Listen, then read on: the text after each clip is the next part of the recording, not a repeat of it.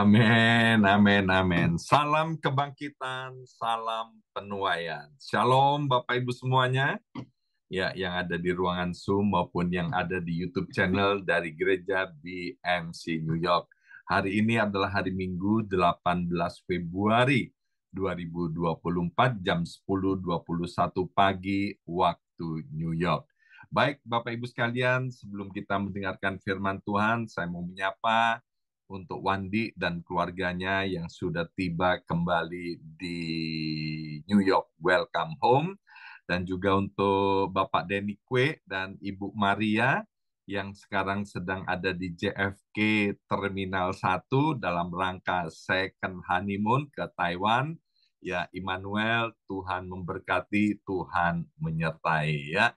Nah, Bapak Ibu sekalian, nanti bulan Maret ya tanpa terasa ini sekarang sudah bulan Februari, nanti tanggal 7 Maret kita akan mulai puasa raya 40 hari ya. Nanti minggu depan kita akan umumkan 7 Maret itu hari Kamis kita akan puasa raya 40 hari. Maka itu Bapak Ibu sekalian dalam rangka puasa raya 40 hari, saya dan istri mulai hari ini sudah siap-siap, sudah mempersiapkan diri sehingga nanti 7 Maret ya kami bisa ikut secara bagus untuk doa puasa raya selama 40 hari. Dan kemudian pada tanggal 31 Maret, 31 Maret itu akhir bulan itu hari Minggu kita akan mengadakan anniversary ya anniversary dari gereja BMC New York yaitu anniversary yang ke-16.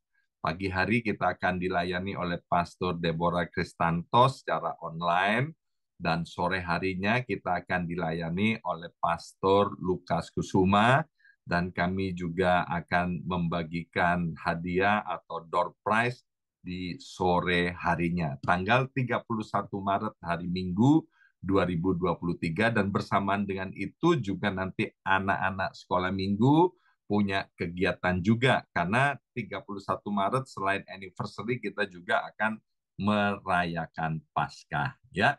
Tidak terasa Bapak Ibu sekalian hari-hari berjalan dengan begitu cepat.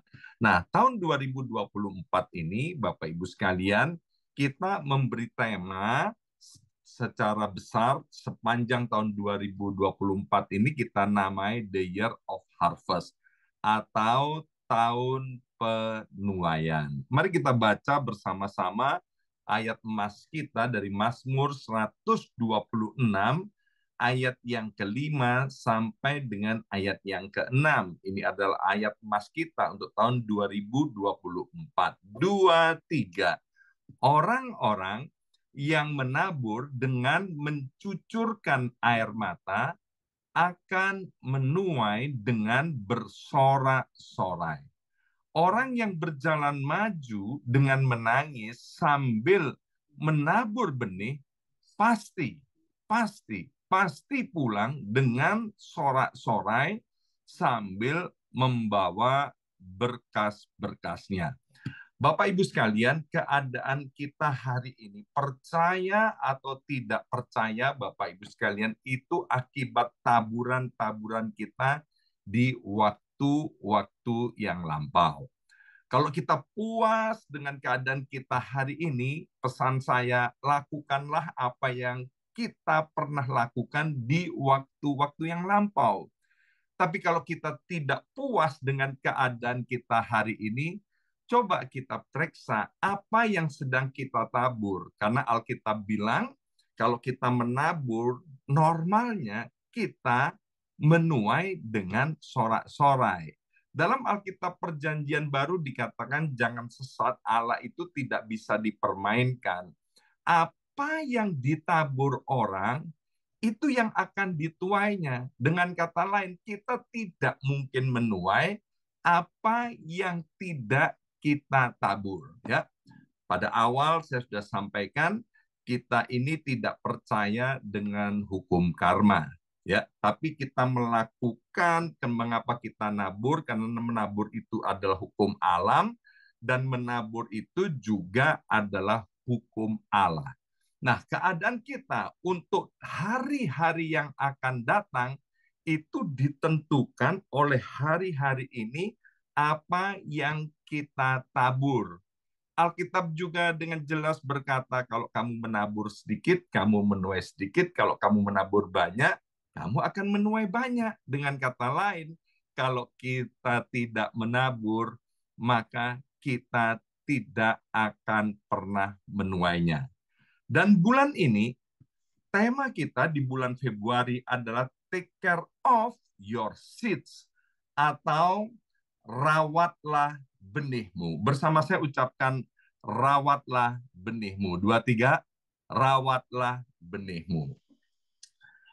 Kaum Hawa, ya para wanita, ya sebagian besar yang ada di BMC New York yang saya kenal, pandai sekali untuk merawat kulit wajahnya, ya.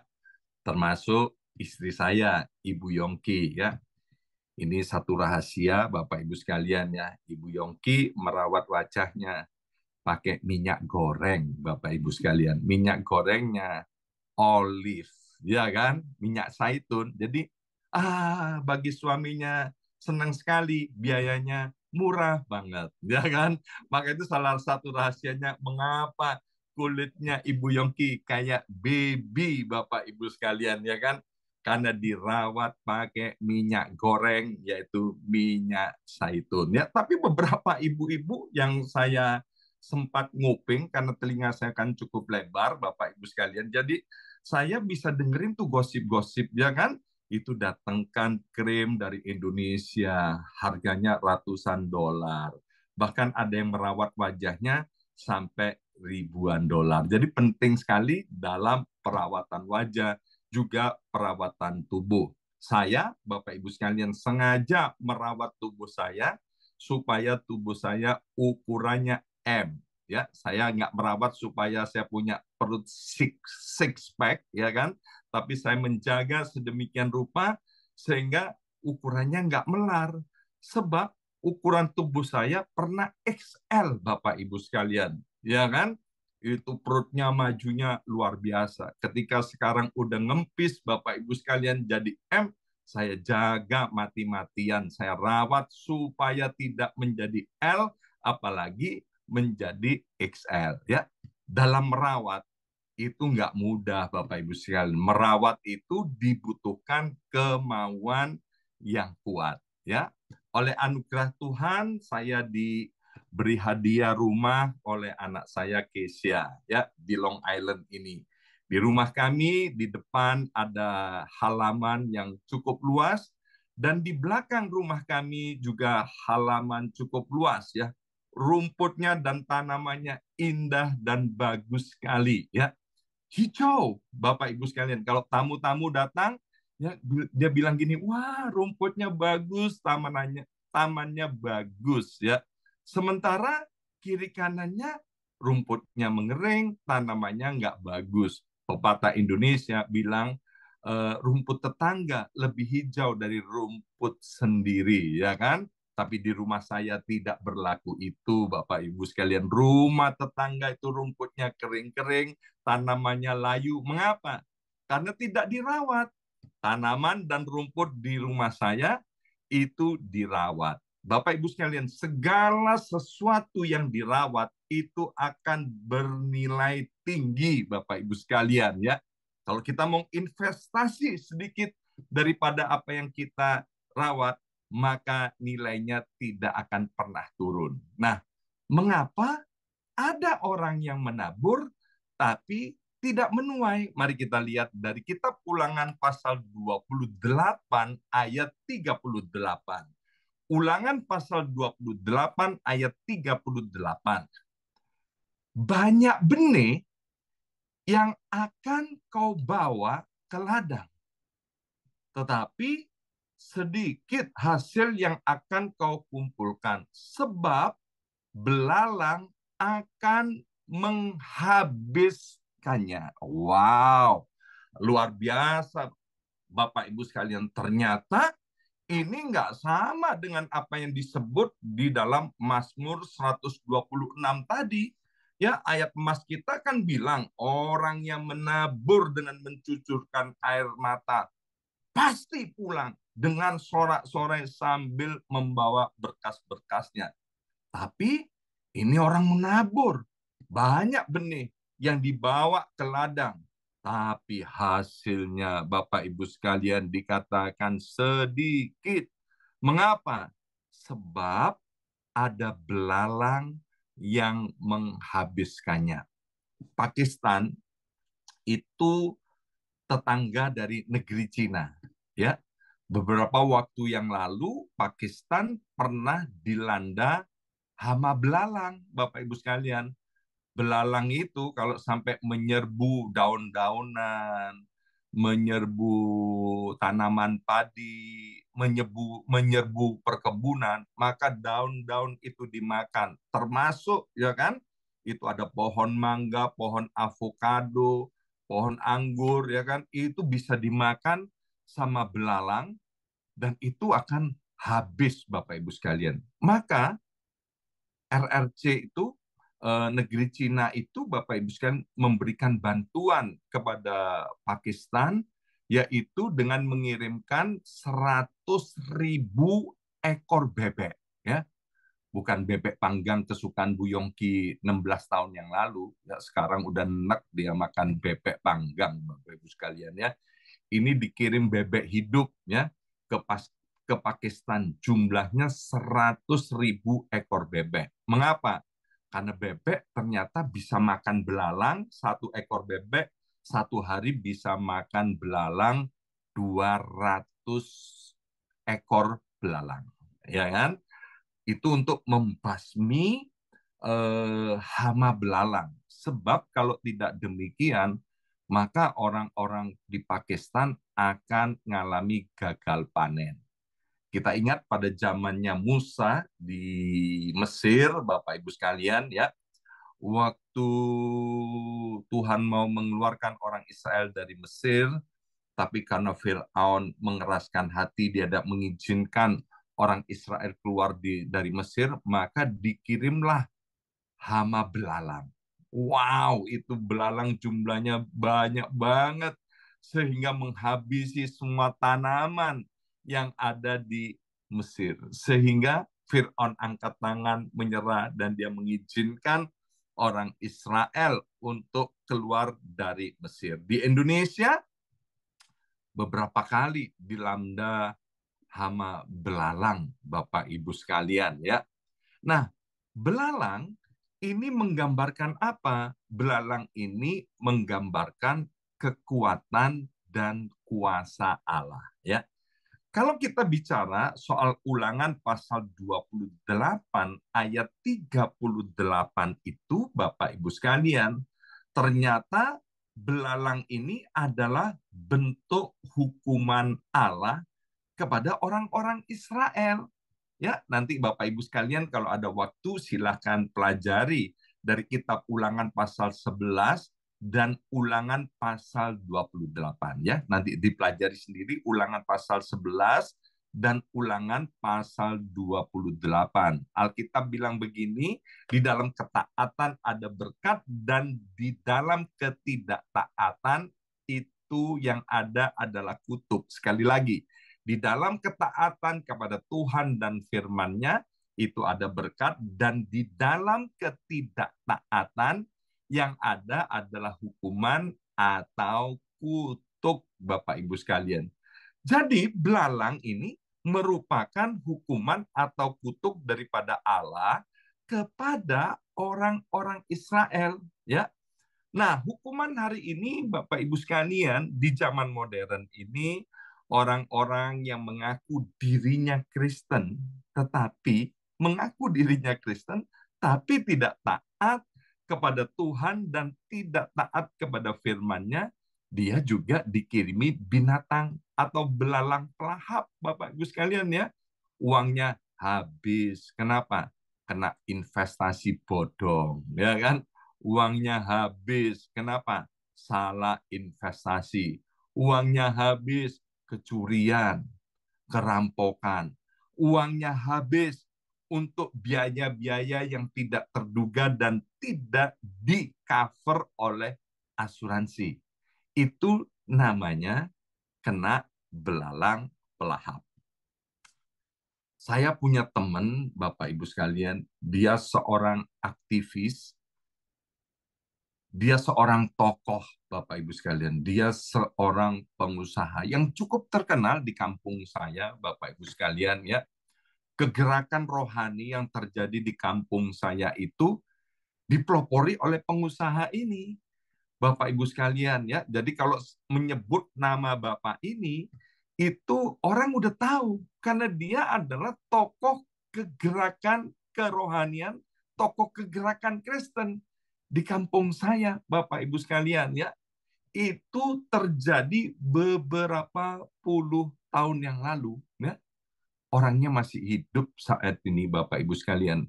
Dan orangnya dikenal sekarang sebagai orang tua yang bebal, Bapak Ibu sekalian.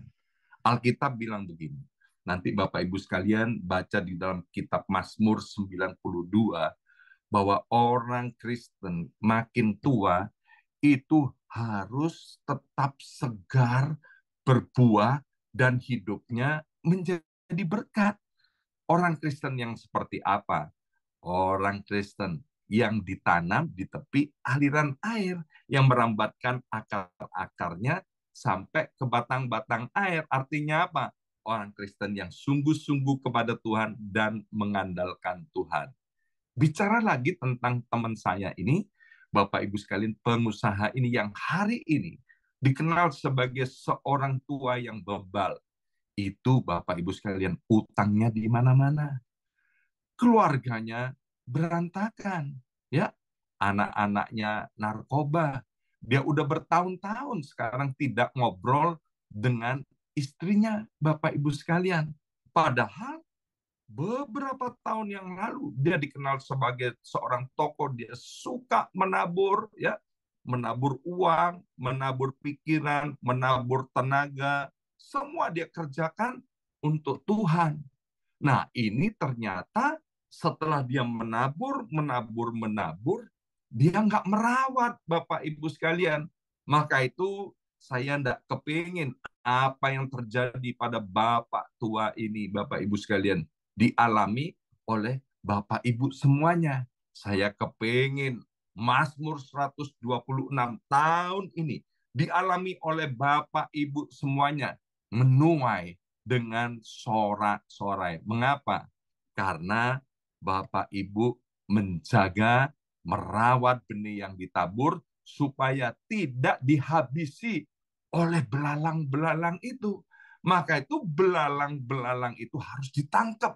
Belalang-belalang itu harus dibunuh. Belalang-belalang itu harus disingkirkan supaya tidak merusak apa yang sudah kita tabur, ya. Nah, hari ini saya beri judul renungan kita adalah kamu tidak akan malu lagi. Ayo bersama saya ucapkan, kamu tidak akan malu lagi. Katakan kepada sebelahmu atau yang ada di layarmu, kamu tidak akan malu lagi. Ya, Bapak tua itu yang saya ceritakan, Bapak Ibu sekalian, hari ini malu hidupnya. Anak mantunya saya kenal, Bapak Ibu sekalian. Dia juga malu, Bapak Ibu sekalian, dengan keadaan apa yang terjadi pada keluarga besarnya. Ini sungguh tidak alkitabiah. Karena Alkitab bilang jalan hidup orang benar itu seperti cahaya fajar yang semakin terang hingga rembang tengah hari. Mari kita lihat Amsal pasal 4 ayat 23. Bagaimana cara kita merawat supaya belalang itu tidak merusak taburan kita.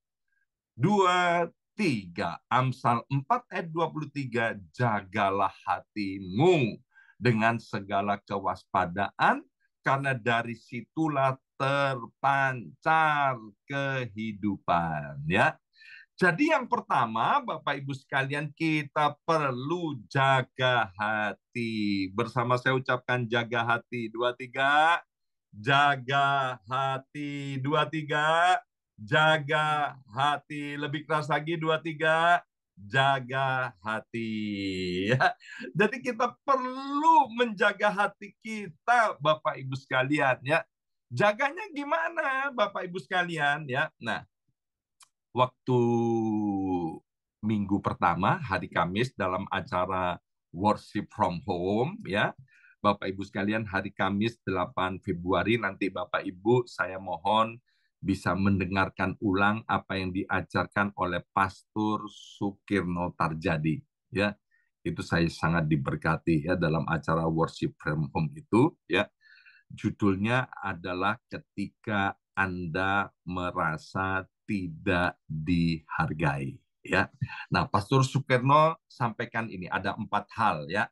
Saya tidak akan mengulas panjang, tapi nanti Bapak Ibu bisa mengikutinya dari YouTube itu ya. Pak Sukirno sampaikan begini, cara menjaga hati yang pertama, apa yang dilakukan memang sudah seharusnya dilakukan. Dua, sudah seharusnya kita yang menghargai orang lain dan tidak menuntut penghargaan dari orang lain. Tiga, pengharapan akan tetap ada, tetapi itu nanti. Empat, tetap bersyukur dan memberikan yang terbaik. Ya, Bapak Ibu sekalian, nanti sekali lagi bisa didengarkan di YouTube channel dari Gereja BMC New York, Kamis 8 Februari 2024 dengan judul Ketika Anda Merasa Tidak Dihargai. Bapak tua itu, teman saya itu, Bapak Ibu sekalian, dia kecewa. Kecewa, dia tidak jaga hatinya. Dia kecewa dengan pendeta. Dia kecewa dengan istrinya. Dia kecewa dengan anak-anaknya. Dia kecewa, kecewa, kecewa, kecewa. Ya, kita itu pinter jaga dompet, jaga rumah, itu pinter. Jaga mobil kita pinter. Dikasih alarm, dikasih apalah, macam-macam ya. Kita pinter untuk jaga semuanya itu. Tapi kita nggak pinter jaga hati, Bapak Ibu sekalian. Jadi penting sekali untuk jaga hati, ya.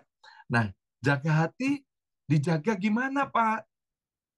Saya mau kasih tahu, dijaga yaitu hati kita tetap benar dan taat kepada Tuhan dan firman-Nya. Sekali lagi, kita harus jaga hati agar supaya hati kita tetap benar dan taat akan firman Tuhan.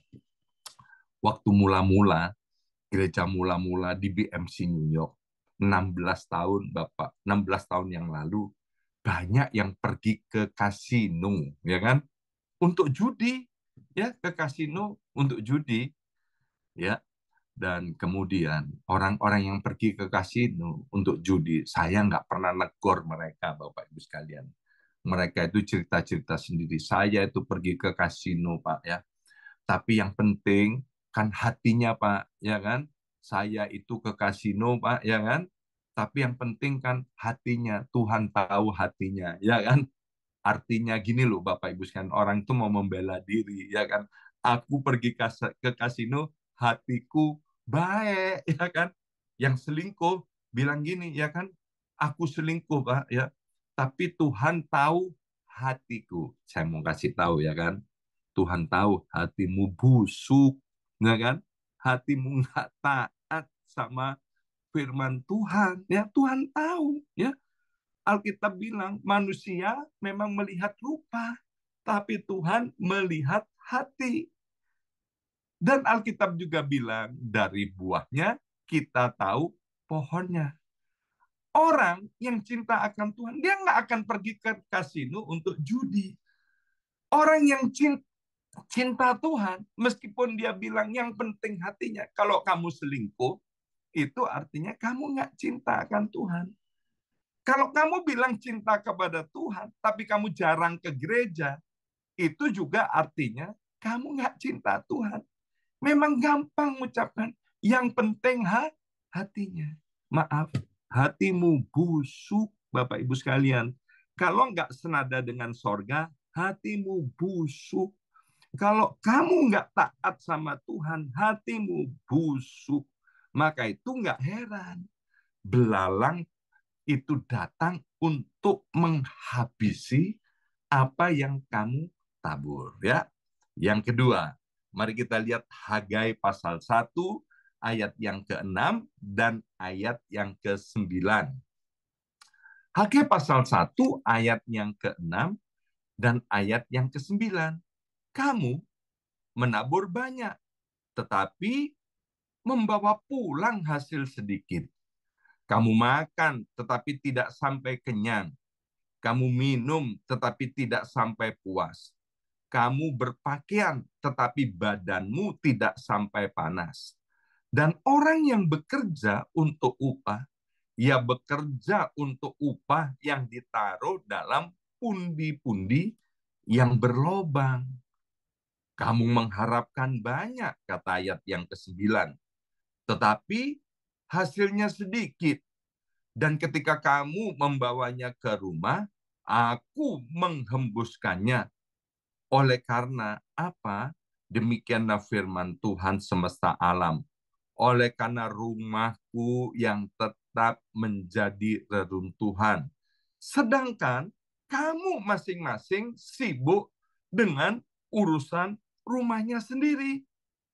Nah, Bapak Ibu sekalian, yang pertama untuk memelihara taburan itu kita harus jaga hati kita.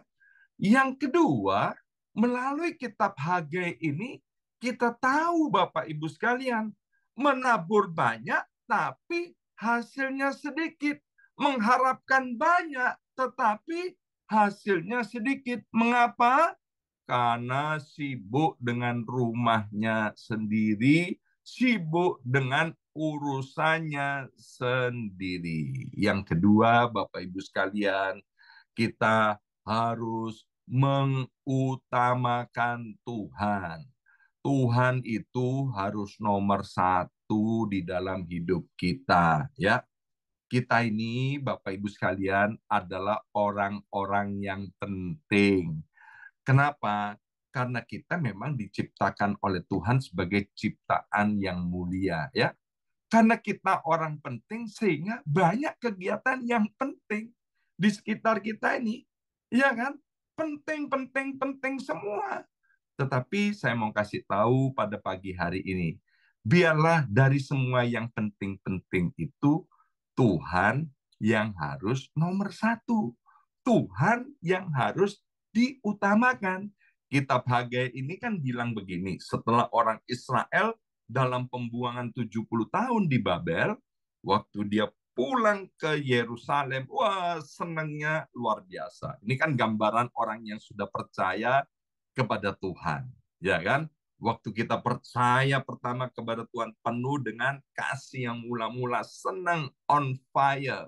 Nah, orang Israel setelah pulang ke Yerusalem, kemudian apa yang dikerjakan? Yang dikerjakan adalah urusannya aku, diriku, dan saya untuk kesenangannya diri sendiri. Sehingga kemudian terjadi ini yang di dalam kitab Hagai pasal yang ke berapa tadi? Ke pertama ayat 6 dan 9. Saya bilang gini, amit-amit biarlah ini jangan terjadi atas jemaat Tuhan yang ada di gereja BMC ini, ya.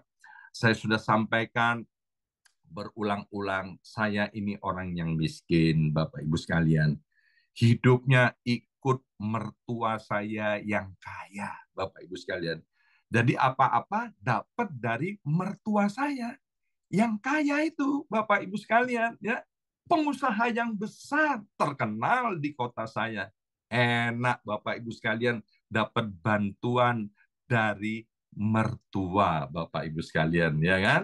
Tapi ketika saya percaya kepada Yesus Tuhan, saya tahu sumber kehidupan saya nggak boleh lagi bergantung kepada orang tua yang kaya maupun mertua yang kaya. Ya kan?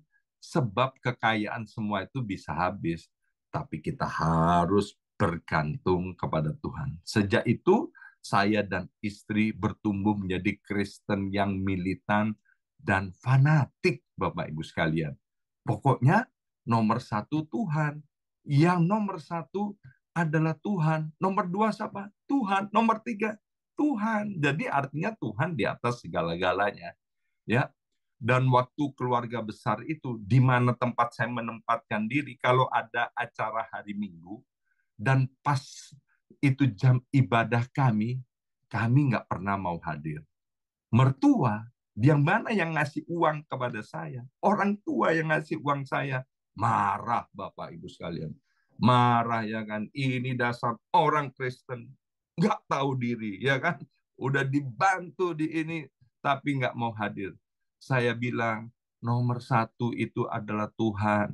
Nomor satu adalah Tuhan. Kalau kamu mau saya hadir di acaramu, tolong acaramu yang digeser.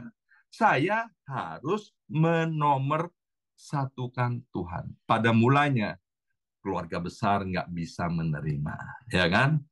Tapi saya tetap hormat kepada mertua saya yang memberikan bantuan uang ini, Bapak Ibu sekalian. Akhirnya seperti yang saya saksikan, keluarga besar percaya kepada Tuhan. Saya yang membaptis papa dan mama mertua saya. Sampai hari ini, mama mertua saya umurnya 85 tahun. Dia cinta banget kepada saya sebagai menantunya. Mama mertua saya yang umur 85 tahun sampai hari ini on fire di dalam Tuhan. Kenapa? Karena saya mengutamakan Tuhan. Kalau dulu saya sering nodong dapat dari mertua saya yang kaya itu, Bapak Ibu sekalian.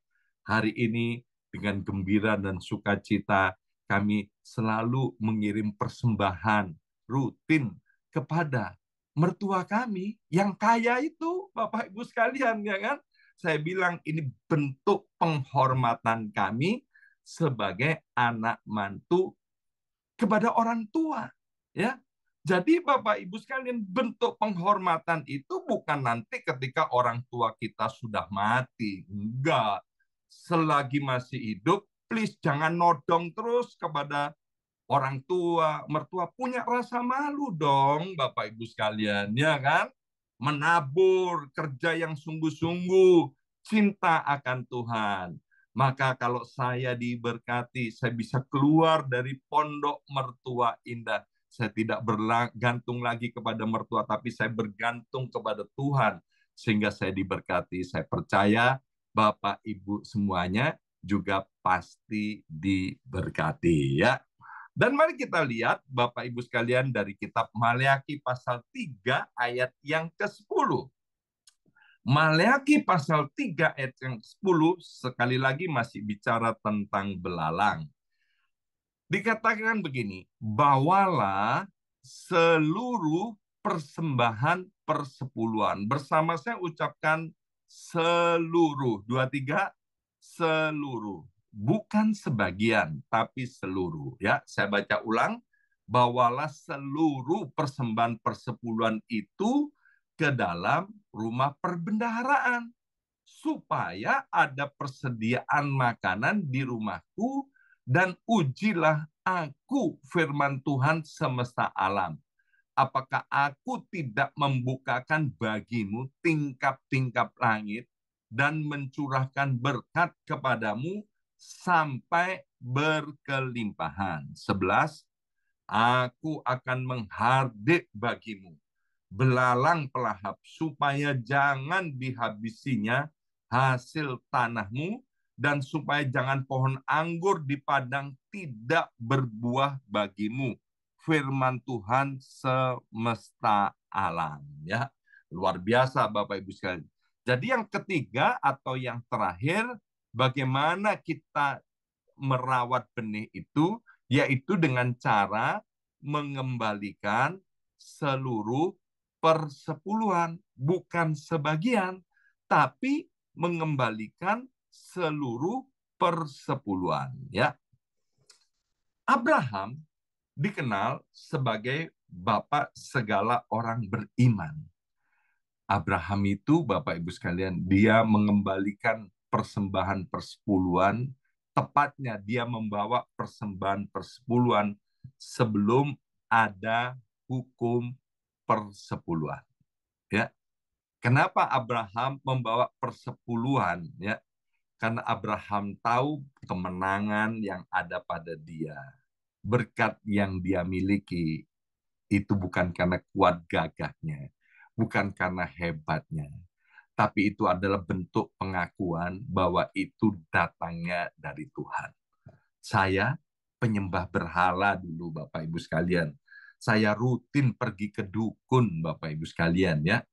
Jadi kalau saya ada berkat, ada rezeki, ya, menang taruhan, kemudian juga hasil pekerjaan, maka nggak ada yang ngajarin, Bapak Ibu sekalian. Saya dalam hati saya paling kecil, ini semua karena dukun saya yang hebat, ya.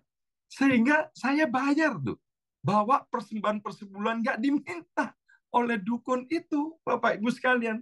Dengan gembira, sukacita, sukarela, saya datang kepada dukun saya itu. Saya bilang, Om, saya bilang, Pak, ya kan, saya bilang, Suhu, ini rezeki yang saya dapat, ya kan? Ini saya bagikan dengan Om, dengan Bapak, dengan Suhu.